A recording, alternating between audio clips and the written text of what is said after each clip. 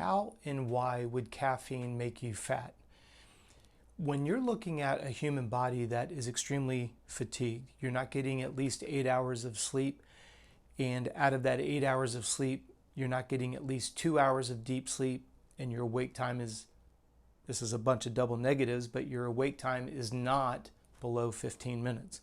That's what we refer to as ideal sleep ratios. 2 minutes of deep sleep to less than 15 minutes awake time, preferably 8 to 9 hours of sleep. If your body is showing signs of fatigue, elevated heart rate, suppressed appetite, irritability, and all that goes with the characteristics of that, think about when you wake up in the morning and you look for a stimulant to get yourself going. Well, if we look underneath the hood a little bit, what you have to recognize is that the human body, when it doesn't get enough sleep, becomes stressed. So the body starts to produce the stress hormone cortisol, and now you've got a fatigued body that needs a lift, right? You didn't get enough sleep for whatever reason, and now you're using a stimulant to get yourself revved up. Well, what you just did was increase the production of the stress hormone cortisol. Now this becomes a very vicious cycle because you're tired, you've got a day ahead of you personally, professionally, and you want to try to add some level of athleticism. Well, if you don't go and you work out, then you have to deal with the psychological turmoil of I didn't get my workout in, but you're having a parent-teacher conference with yourself that you're exhausted, you're not sure if you should work out. If you do work out, you increase your risk of injury, but if you don't work out, you feel like you're going to get fat and out of shape, which obviously makes sense. How does caffeine make you fat? Well, cortisol is a fat magnet at a hormonal level. If you are under a tremendous amount of stress, the body's going to produce cortisol. The higher the stress, the more cortisol. The more sustained it is, the more cortisol.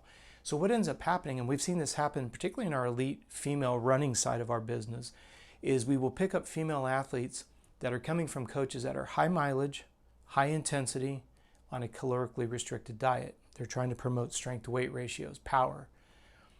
There's a point of diminishing returns, and what's interesting is we've had some elite marathon women that have contacted us who are actually gaining weight training for a marathon. Now, if that doesn't validate to you how stress makes you gain body fat, use that marathoner as an example. So when you add caffeine, all you're doing is revving a system that's already exhausted, which then produces more stress, which produces more cortisol, which makes your percentage of body fat go up. So that's what I mean by how does caffeine make you fat? Well, it's because you're revving up an already tired system, and unfortunately the human body will will respond rather to stress by producing cortisol out of the adrenals. So be very, very careful that you don't become stimulant dependent to get your day started. Focus on improving the quality and the quantity of your sleep. So hopefully that helps clarify how and why caffeine can make you fat. Remember, you can't control time, you can only control yourself.